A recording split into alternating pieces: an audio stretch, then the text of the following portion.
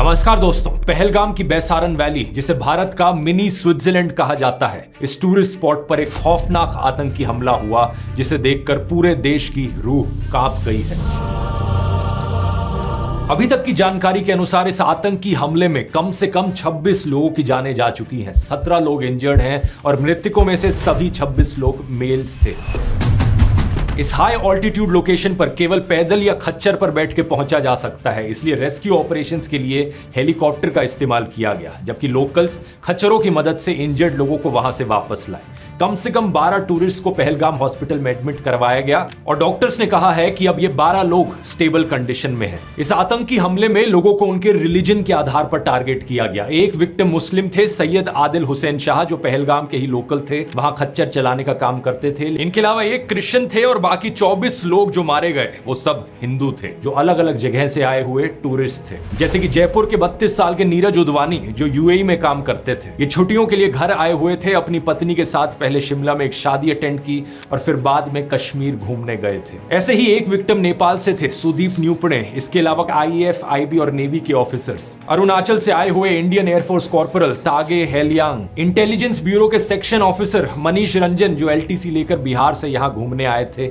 अपनी पत्नी और 2 बच्चों के साथ। हरियाणा के 26 साल के इंडियन नेवी लेफ्टिनेंट विनय नारवाल, केवल 6 दिन पहले उनकी शादी हुई थी। ये अपनी पत्नी के साथ हनीमून मनाने आए थे, एक ऐसा हनीमून जिसके बाद इनकी पत्नी वापस विधवा होकर लौटी। एक वीडियो में इन्हें कहते हुए सुना गया कि अपने पति के साथ भेलपूरी खा रही थी कि तभी एक आदमी आया, उसने कहा कि शायद ये मुस्लिम नहीं है, और ये कहते ही उसने तुरंत गोली मार दी। उसने बोला कि ये शायद मुस्लिम नहीं है, उसने उसको गोली मार दी। कुछ ऐसा ही कहा पुणे की एचआर प्रोफेशनल असावरी ने। उन्होंने बताया कि जब उन्होंने दूर से आतंकियों को फायरिंग करते हुए देखा तो उनका परिवार सुरक्षा के लिए पास के एक टेंट में चला आया, लेकिन आतंकी वहां भी आ गए। उनके फादर को इस्लामिक वर्ड्स रिसाइट करने के लिए कहा और जब वो नहीं कर पाए तो उन्हें सीधा गोली मार दी। मदद के लिए वहां कोई नहीं था, ना पुलिस ना आर्मी। जो लोग उन्हें वहां खच्चर पर लेकर आए थे, उन्होंने असावरी, उनकी माँ और एक फीमेल रिलेटिव को रिटर्न जर्नी में मदद की। तो बहुत सारे घोड़े वालों ने भी मतलब घोड़े पे लेके गया था, उनको हॉस्पिटल पहुंचाया। मेरे अलावा भी बहुत सारे ऐसे लोग हैं जिन्होंने कंधे पे उनको उठाया है हॉस्पिटल पहुंचाने के लिए।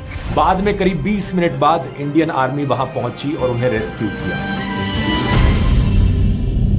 Pakistan based terror group Lashkar-e-Taiba के एक शैडो ग्रुप टीआरएफ ने इस हमले की जिम्मेवारी ली है। टीआरएफ का फुल फॉर्म है द रेजिस्टेंस फ्रंट। 2 साल पहले जब टीआरएफ ने कश्मीर के पत्रकारों को धमकियां दी थी, तब मिनिस्ट्री ऑफ होम अफेयर्स ने इसे यूएपीए के अंतर्गत एक आतंकवादी संगठन डिक्लेयर कर दिया था। इस टेरर ग्रुप के मेंबर शेख सज्जाद गुल को भी यूएपीए के 4थे शेड्यूल के अंतर्गत आतंकवादी घोषित किया गया था। एक इंटेलिजेंस असेसमेंट के मुताबिक यह सस्पेक्ट किया जा रहा है कि लश्कर-ए-तैयबा का टॉप कमांडर सैफुल्लाह कसूरी भी इसके साजिशकर्ताओं में से एक है। इंडियन एक्सप्रेस की रिपोर्ट में बताया गया है कि इनिशियल प्रोब के अनुसार 4 से 6 आतंकी थे जिन्होंने यह हमला किया। आई विटनेसेस के स्टेटमेंट्स के आधार पर जम्मू एंड कश्मीर पुलिस ने अटैक करने वाले 3 पाकिस्तानियों के स्केच भी रिलीज कर दिए हैं। एक सरकारी सोर्स ने द हिंदू को बताया कि हमलावरों में से 2 ऐसे कश्मीरी युवाओं के होने का शक है जो 2018 में पाकिस्तान चले गए थे। अनंतनाग का आदिल गुरी और पुलवामा का एहसान। सरकारी सूत्रों ने बताया कि इन्होंने रिसेंटली पाकिस्तानी आतंकियों के साथ इन्फिल्ट्रेशन की और इनके मूवमेंट के बारे में कुछ इनपुट्स मौजूद थे। टाइम्स ऑफ इंडिया में राजशेखर झा की रिपोर्ट में एक सूत्र के हवाले से कहा गया कि पहले से इनपुट्स थे कि अप्रैल के पहले हफ्ते में आतंकियों ने कुछ होटलों का पूर्व परीक्षण किया था, इसलिए कोई इंटेलिजेंस फेलियर नहीं था। इंटेलिजेंस इनपुट्स होने के बावजूद अटैक हो गया। इससे दोस्तों पुलवामा हमले की याद आती है।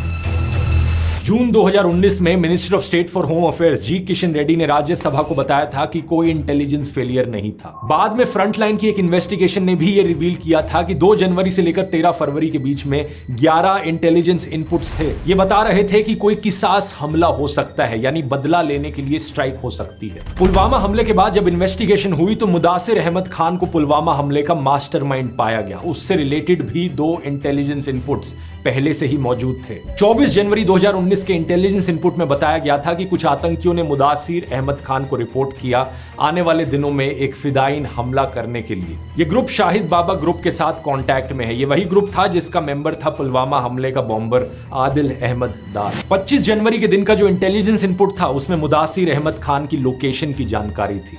बोल्ड लेटर्स में यह बताया गया था कि 4 फॉरेन मर्सनरीज के साथ मुदासिर खान को स्पॉट किया गया है मिदूरा और लाम त्राल विलेजेस में। इस इनपुट में भी कहा गया था कि एक अटैक की प्लानिंग चल रही है जो अवंतीपोरा या पंपोर में किया जा सकता है। ये इलाके पुलवामा से केवल 16-17 किलोमीटर दूर हैं। इमेजिन करो दोस्तों, पुलवामा हमले से पहले भी मुदासिर एक नॉन आतंकवादी था जो 2017 में सीआरपीएफ कैंप पर हुए अटैक के कनेक्शन में वांटेड था। 12 फरवरी के एक इनपुट को तो मार्क किया गया था top secret, matter most urgent. इसमें एक ट्विटर हैंडल शाह GET 313 के बारे में जानकारी थी कि इसे पाकिस्तान के जैश मोहम्मद हैंडलर्स चला रहे हैं। इसने हिंट दिया था कि जम्मू एंड कश्मीर में सिक्योरिटी फोर्सेस के रूट पर IED ब्लास्ट कैरी आउट किया जा सकता है। साथ में एक वीडियो भी था जिसमें IED ब्लास्ट को डेमोन्स्ट्रेट किया गया था। 13 फरवरी के इंटेलिजेंस इनपुट में भी ऐसी ही एक फाइनल वार्निंग थी, लेकिन इसके बावजूद भी दोस्तों 2500 से ज्यादा जवानों को एयरलिफ्ट नहीं करवाया गया। इकट्ठे ही एक ही कॉन्वॉय में भेज दिया गया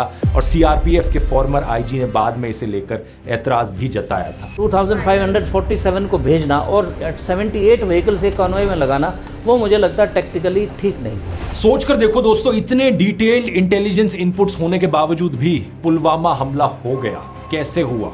सवाल ये उठता है। मुझे तो पता नहीं, क्या आपको पता है? अगर मुझे नहीं पता, आपको नहीं पता, तो किससे पूछना चाहिए कि चूक कहां हुई? मुझे जवाब दीजिए। ये जो आतंकवादी हैं, उनके पास शस्त्र और बारूद कहां से आता है? वो तो विदेश की धरती से आता है और सीमाएं संपूर्ण रूप से आपके कब्जे में है। सीमा सुरक्षा बल आपके कब्जे में है कि विदेशों से घुसपैठ भी आते हैं। घुसपैठ के आतंकवादियों के रूप में आते हैं। आतंकवादी घटनाएं करते हैं, भाग जाते हैं। प्रधानमंत्री जी, आप मुझे बताइए, सीमाएं आपके हाथ में है, कोस्टल सिक्योरिटी आपके हाथ में है, BSF सेना सब आपके हाथ में है, नेवी आपके हाथ में है। ये विदेश से घुसपैठ के कैसे घुस जाते हैं? कोई भी समझदार इंसान, कोई भी समझदार बच्चा तक ये समझ सकता है कि देश की सुरक्षा चुनी हुई सरकार की जिम्मेवारी है। तो सवाल उसी से पूछा जाना चाहिए। दिसंबर 2016 में प्रधानमंत्री मोदी ने एक रैली में कहा था कि नोटबंदी ने आतंकवाद की कमर तोड़ दी है। तो सवाल यह उठता है कि आतंकी हमले रुके क्यों नहीं उसके बाद? सिर्फ जम्मू एंड कश्मीर की ही बात करें हम तो देखो, नवंबर 2016 में हुआ नागरोटा आर्मी बेस अटैक, जुलाई 2017 में अमरनाथ यात्रा अटैक, फरवरी 2018 संजूवन मिलिट्री स्टेशन अटैक, फरवरी 2019 पुलवामा अटैक, मार्च 2019 Jammu bus stand grenade blast, जून 2019 अवंतीपोरा में इंडियन पैरामिलिट्री पुलिस पर attack, 2023 Poonch Rajouri attack, 2024 Reasi attack और अब 2025 पहलगाम अटैक। एक के बाद एक आतंकी हमले हुए जा रहे हैं और देश की मीडिया में हिम्मत नहीं है सरकार से सवाल करने की। ये सिर्फ 2014 से पहले होता था कि मीडिया द्वारा सरकार से सवाल पूछे जाते थे।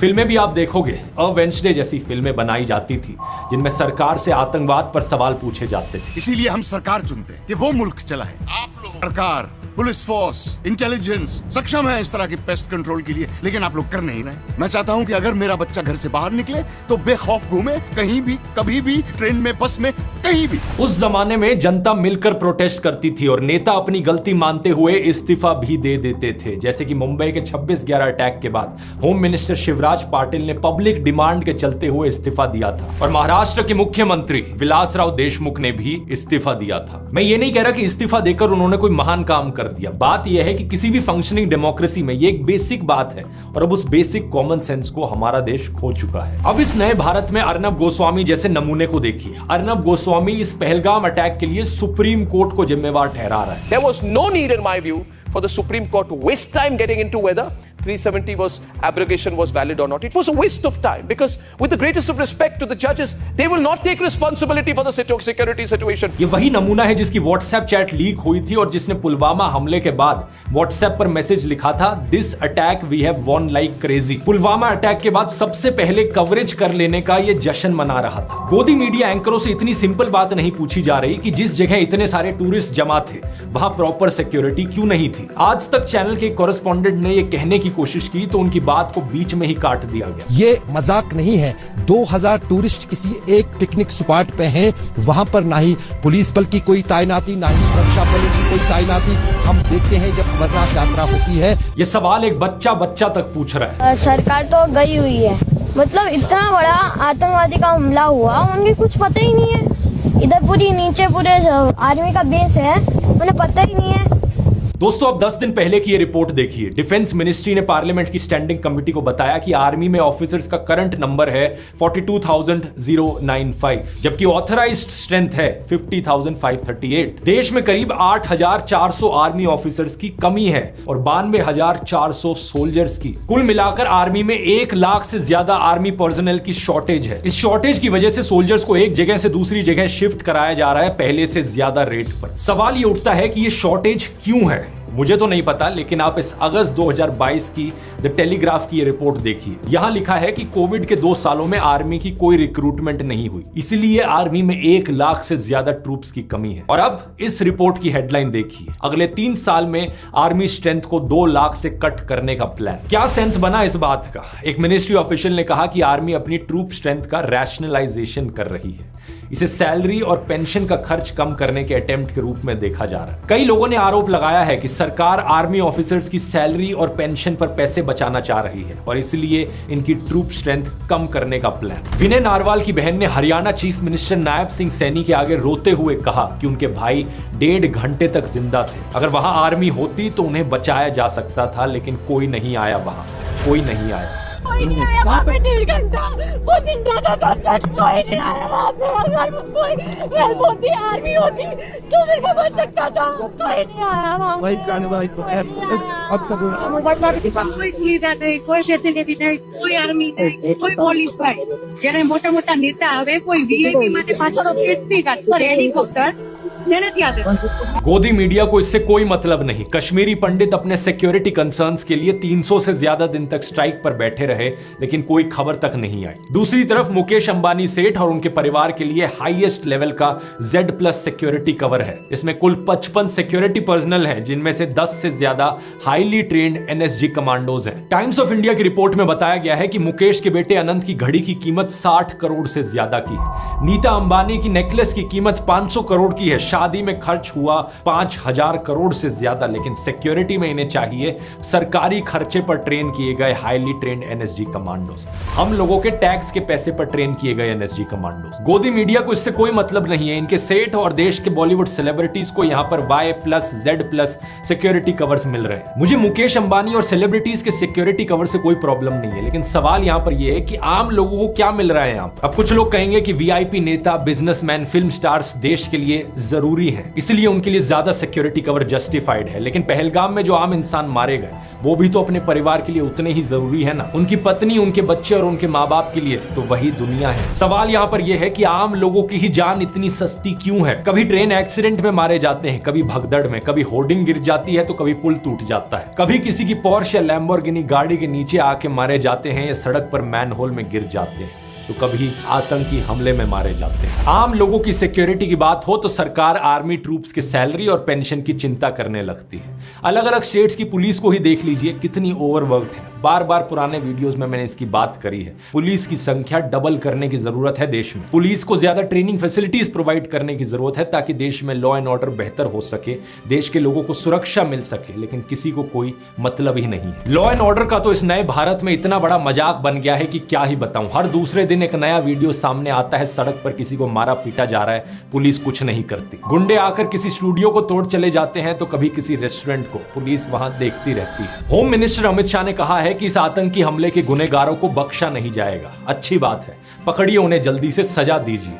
लेकिन इसके साथ ही सवाल यह है कि क्या आपकी सरकार के पास कोई भी सोल्यूशन है ऐसे आतंकी हमलों को रोकने का? क्या आपकी सरकार अश्योरेंस दे सकती है कि फिर ऐसा कोई आतंकी हमला नहीं होगा फ्यूचर में? सलमान खान को अश्योरेंस देने के लिए तो former chief minister Eknath Shinde खुद सलमान के घर चले गए थे, लेकिन आम लोगों को ऐसी अश्योरेंस कौन देगा? बात यहां यह है दोस्तों कि कोई सरकार यहां इतनी जहमत क्यों उठाएगी किसी सोल्यूशन के लिए, जब गोदी मीडिया के जरिए सरकार के सभी फेलियर्स को अचीवमेंट्स के तौर पर दिखाया जा रहा है। टीवी पर क्या चल रहा है? सऊदी अरब का दौरा बीच में छोड़ भारत लौट रहे प्रधानमंत्री मोदी। प्रधानमंत्री मोदी ने हवाई अड्डे पर ही बुलाई बैठक।